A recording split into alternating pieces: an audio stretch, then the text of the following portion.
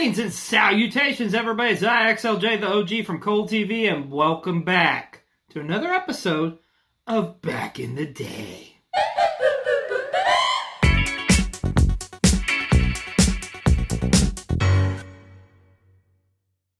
Now, back in the day here, we take a look back at the history of World Championship Wrestling and highlight some of the many great moments, matches, rivalries, and so much more. So let's get right into this week's episode.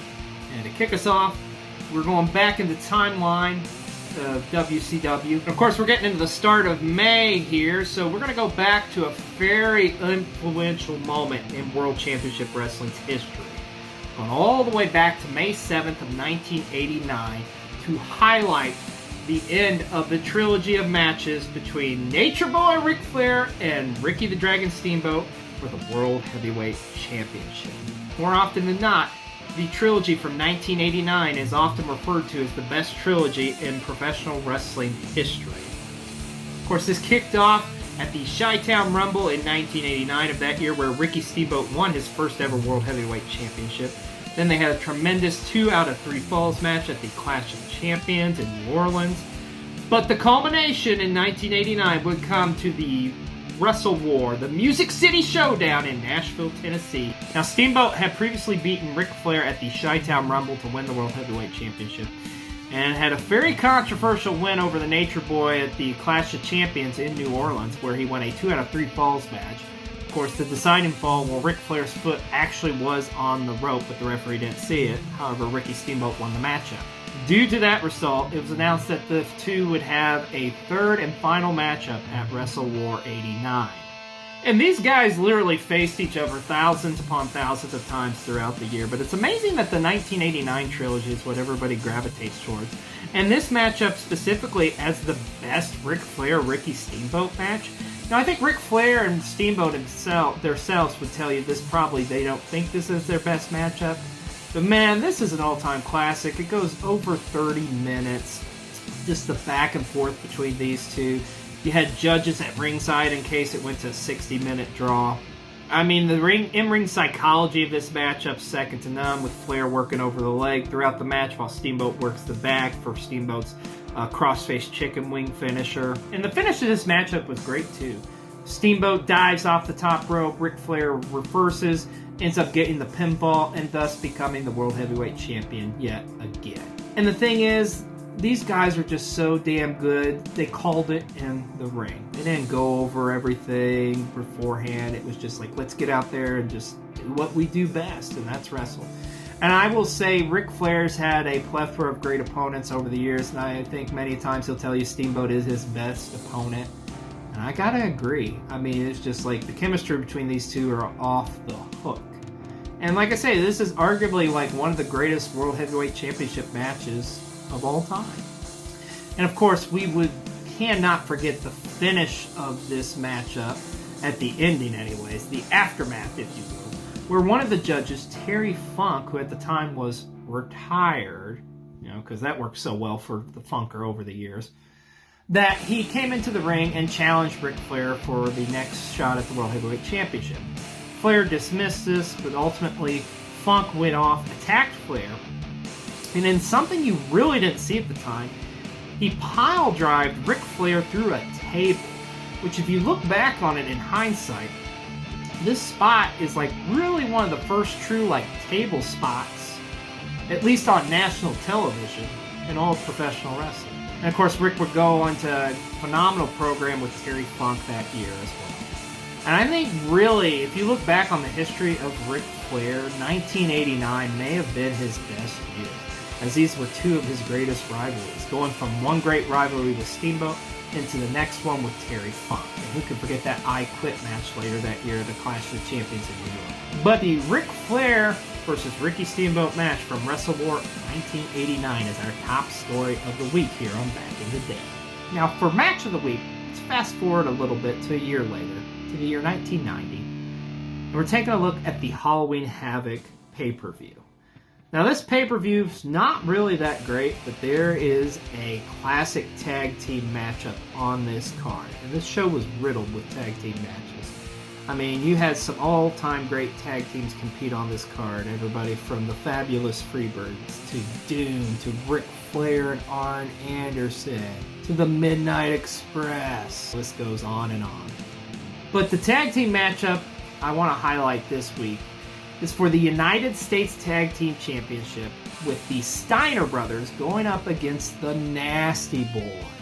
There's not really a ton of matchups between these two teams, at least like on video. But this is probably the most prolific matchup they had throughout their illustrious careers. And if you look back at this time frame, the Steiner brothers are just coming up, but the Steiner brothers pretty much, rule of thumb was back in the day, if you saw your name next to the Steiner brothers, you knew you were in for a rough night.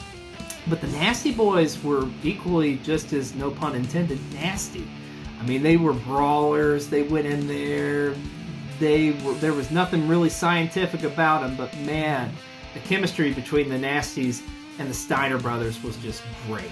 Just these four big, brawling brutes just going at it, man. And of course, the Steiner brothers, much more on the technical side of things, but the Nasties weren't going to back down. And you gotta keep in mind, too, that the Nasty Boys was still a relatively young team as well at this time frame. This was a great matchup. Very physical, great tag team wrestling. And then ultimately, the Steiner brothers would retain their United States Championship against the Nasty Boys. Now here shortly afterwards, the Nasty Boys would go on to sign with the World Wrestling Federation and would actually become the WWF Tag Team Champions the next year at WrestleMania 7 by defeating the Hart Foundation. Of course, while the Steiner brothers would stay and dominate the tag team scene in World Championship Wrestling. And they really were the tag team of the 90s. This week's match of the week, we're going with the Steiner brothers versus the Nasty Boys from Halloween Havoc 1990. Now here on Back in the Day, we always like to highlight a rivalry in the World Championship Wrestling. And hey, WCW had some amazing rivalries throughout the years. But I want to take a look at another very physical rivalry. It didn't last for a long period of time, but the chemistry between these two guys was awesome. I want to take you back to the year 1993, and I'm talking about the rivalry between Big Fan Vader and Cactus Jack. So at the time, Big Fan Vader was just dominating all of the competition in WCW and was really running out of baby faces to plow through. I mean, he wrestled Sting a plethora of times. He had already defeated the British Bulldog Davey Boy Smith, Dustin Rhodes, the list goes on and on. And Cactus Jack presented himself as a unique challenge to Vader because he could be somebody who could brawl and go toe-to-toe with the Mastodon himself. So it all really started in April on a taping of WCW Saturday Night where Cactus Jack would defeat Vader, however by countout. But in this matchup, Cactus suffered a broken nose and had to get 27 stitches, which was pretty much a Tuesday for Mick Foley. Let's call a spade a spade. But Vader beat the crap out of Cactus Jack. So much so that they had to edit the crap out of this matchup for fear that they would get heavily fined for the amount of bleeding and just the physicality and brutality from this matchup. Now, a week later, Vader would confront Cactus Jack yet again, and this time he would powerbomb him outside on the concrete in a very vicious-looking spot. Cactus would hit the concrete so hard that he would lose feeling in his arms, and thus it caused a concussion. Now, here's where the rivalry gets a little bit silly. So, Cactus essentially would be missing from World Championship Wrestling for several months, as he was concussed and had memory loss. It's WCW in 1993, what can I say? Plus, we know a lot more about concussions now anyway. All throughout the summer of 1993, you would see all sorts of vignettes airing on World Championship Wrestling where a reporter was looking for Cactus Jack or heard about all these different sightings of where Cactus could be. And then come the fateful day where they found Cactus Jack, and what made all the most sense, he was in Cleveland, homeless, starting a new life.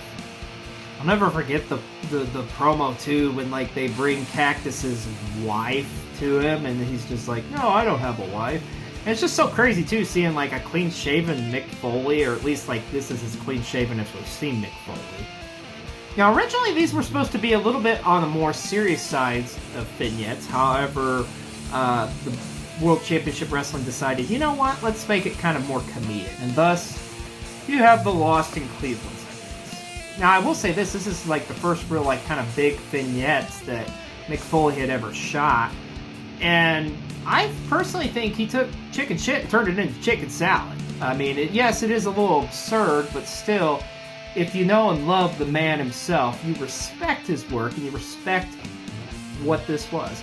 But this was all culminate at Halloween Havoc 1993, where Cactus Jack would get his revenge and meet the World Heavyweight Champion, the WCW Champion, Big Van Vader, in a spin the wheel, make the deal match. Now, if you don't know, spin the wheel, make the deal was just literally a multitude of different matches on the wheel. And of course, they brought this concept back actually to the WWE here in the past couple of years on NXT. So mid-show, Vader would come out, he would spin the wheel, and he made the deal as it was announced that it would be a Texas death match between Cactus Jack and Big Van Vader. And as you can expect, this may have been the most brutal match at the time between these two in World Championship Wrestling. I mean, this was just physically like, you know the term, big meaty men slapping big meaty men. That's exactly what this was, folks. So much so as you watch this matchup, you'll notice Tony Schiavone and Jesse Ventura really aren't like calling the match. They're actually just watching the match in awe because they cannot believe like just the brutality of these guys just beating the hell out of each other. And yeah, we gotta talk about the elephant in the room. What about the chair shots in this matchup? The unprotected, just brutal chair shots? Man, if you thought Royal Rumble 1999 was a hard watch, Halloween Havoc 93 is almost up there. Now, in typical WCW fashion, the Texas Death Match, they had to make this with some bizarre rules. So, the way you won this matchup, you had to pin your opponent for a 3 count. Pinfalls, of course, counted anywhere in the building. Then, you had a 30-second rest period. And after the 30-second rest period, you had the count of 10 to get up to your feet. How much time do they need? I'll never forget when they were brawling into their own graves, and then the image of Cactus Jack and Vader coming up out of their graves. It's just awesome. And I mean, this went on for a good 15 minutes, and I'll never forget the spot, the craziest spot in this matchup, where Cactus is literally on the back of Vader, and they're on the ramp, and he's trying to choke him out, right? And Vader literally drops back with Cactus Jack on his back. But here's the crazy thing. He literally puts all his weight into it.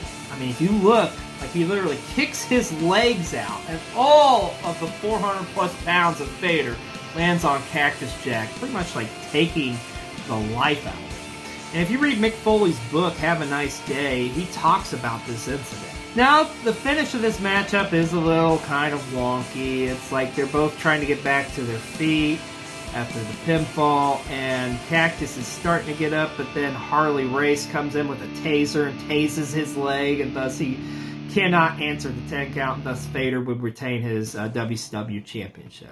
Now, as great as this matchup was, probably the matchup people talk about the most is the one that really isn't seen, that you had to be over in Europe to see this.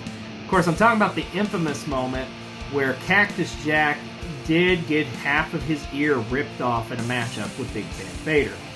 Now, as the story goes, the way this happened is Cactus, if you look back at his career, he would do a certain spot where he would get his head tied up in between the ropes. Well, over in Europe, they had actually tightened the ropes a lot tighter, actually, because of a match prior on this house show overseas. Well, as the referee, and so Cactus is literally getting choked, blue in the face, and so the referee's trying to help him get out of it. And literally, they finally get the ropes apart, but as the ropes come off, it literally takes off half of Mick Foley's ear. So yes, the physicality between these two was second to none. I mean, ultimately resulting in a man losing half of his ear. I mean, good God. If that's not a rivalry that is physical, I don't know what more physicality you could add to this one between these two. Vader versus Cactus Jack is our WCW Feud of the Week. Now, if you follow me on TikTok, you know I've amassed a huge collection of wrestling magazines all throughout the year. Many of those involving World Championship Wrestling. So for this week, let's take a look at our WCW magazine, which is WCW Magazine from July of 2020. Let's take a look. Of course, on the cover is the big bad booty daddy. Oh, it looks like Kimberly's inside too, and a poster of Jeff Jarrett. Yay. Of course, we got an advertisement from some WCW home video cassettes. Sting. Ooh, the Nitro Girl swimsuit calendar special. And the Millennium Man, Sid Vicious. Anybody ever wonder why he was really called the Millennium Man? Speaking of the Millennium Man, how about this? Control the Mayhem, get a track phone. Oh, you know, because track phones were the thing back in the early 2000s. Well, let's check out the freeze frame shot. We see Crowbar holding up Chris Candido in a fireman's carry. Power plant profile, Sean O'Hare. How about this? Sean O'Hare, of course, would debut with WCW a couple months later and be a part of the Natural Born Thrillers faction. Oh, check this out. Some cartoons by Lash LaRue. Who doesn't remember Lash LaRue from World Championship Wrestling, right? Popular cruiserweight. But look, making fun of Buff Bagwell. It's a suit. LOL. And here we go. Pumping up the volume. The cover story on Big Papa Pump. Now, you know, at the time, of course, Scott Steiner had been working as a heel, joining the NWO. But in 2000s, when they really started to kind of push him as a main event level talent. Oh, an uncensored Q&A with Bret Hart. And I gotta tell you, I've read this. It's a very interesting read because they do not leave any question unturned. So here it talks about, you know, his match with Goldberg at Starrcade '99, which ultimately ended his career. Of course, at this time frame, I don't think he actually knew that was going to be the case. I have a target date for getting back in the ring. It says he's ruled out until July, which we all know, unfortunately, that pretty much would be the end of his career. He would not return. Now, this is interesting. Look at this. What do you think about Sting descending from the rafters again? The same stunt your brother Owen. Of course, we all know Owen died at the WWF pay-per-view Over the Edge. He didn't watch it, but Steve, aka Sting, was considerate enough to come up to me and ask me if it bothered me, and I said no, as long as you're comfortable with it and it's safe. Pretty wild, man. Like I say, they're leaving no stone unturned here. Look, even they're asking about Martha Hart and the children. How are they doing? About the WWF, after you left the WWF, your brothers-in-laws, Davey Boy Smith and Jim Neidhart, were released from their contracts to follow you to WCW. Have you thought about how many things may have turned out if Owen been able to leave as well? Pretty wild. So he says, tried desperately to get Owen out and found myself confronted by Vince. He called me and threatened to sue me for interfering with Owen's contract. Basically, Owen was locked into his contract. He was about a year and a half into a 5-year contract, so unless Owen wanted to quit wrestling for 3 or 4 years, he was stuck. I'm going to ask him some other questions here about Owen as well. Like I say, they really don't hold anything back in this interview. And I gotta say, I gotta respect WCW Magazine for doing this. And they even go on to talk to him more about, like, Vince McMahon. Like, does it bother you that Vince McMahon took the real-life heat that was on him from what happened with you at Survivor Series and used it to create his heel character? And using the terms, too, man. Talk about breaking the kayfabe, brother. Talks about how it frustrates him. Anyway, tells you Vince McMahon's not smart, it's wrong. He's a very creative guy. He's a sharp mind and capitalized on the situation. Like, I truly believe this interview is, like, 100% legit. We get to our poster fold out. Listen up, Slappy. That's JEFFJARRETT, Jeff Jarrett. If you look inside, it is a poster of Hulk Hogan behind Jeff Jarrett. Look at this. Whoa, deconstructing Kimberly. Look at this. Jesus, breast? Are you kidding me? The gluteus maximus.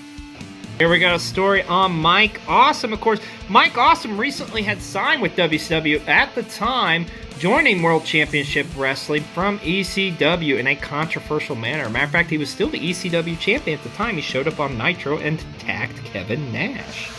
Alright, and of course we got pay-per-view results. This is from the Slamboree pay-per-view, and yes, folks, it's the infamous Triple Cage. Let's take a look. And we talked about it last week, folks. There it is, David Arquette and Jeff Jarrett atop of the cage as Jeff Jarrett would win the World Heavyweight title. Of course, also on this card, you have Billy Kidman against Hulk Hogan. I always thought that was such an odd feud, but, you know, they were trying to get Kidman over and as a main eventer. Sting against Vampiro. Now, that one makes a lot more sense to me, and I thought those guys had some pretty good chemistry. Ric Flair against Shane Douglas. And remember, Shane had been talking mad shit about Ric Flair all throughout the years. And yes, if you notice, all of the talent aren't really in their traditional gear here, because this is the pay-per-view where it was the New Blood against the Millionaires Club. What a name. We also had Lex Luger against Buff Bagwell. Of course, Lex Luger at the time here is just being known only as the Total Package. And Canyon did go one-on-one with Mike Awesome earlier on the card. Scott Steiner against General Rection for the United States Championship. And Sean Stasiak against Kurt Hennig. Because Sean Stasiak was kind of coming out with like a perfect type gimmick. Not really, it was just like he was playing like he was Mr. Perfect 2.0. It just didn't really work, honestly. Oh, who could forget Norman and Ralphus as they collided with Terry Funk for the Hardcore Championship on this card. And in the opener, it's the artist formerly known as Prince IK against Chris Candido for the Cruiserweight title. And here we go. We got a story on Chronic. Brian Adams and Brian Clark, which I always thought they were a great tag team. I wish they would have had a much longer run than they did. Here's a story on Daphne. Now, the late great Daphne, or Shannon Sproul, which it actually uses her real name and everything in this. And once again, this is like the Bret Hart interview where they just really kind of are breaking the kayfabe, so to speak. It's pretty interesting to learn her story, too. She was the daughter of an Air Force lieutenant. She was very athletic. Apparently, she was into soccer, as you can see with the pics here.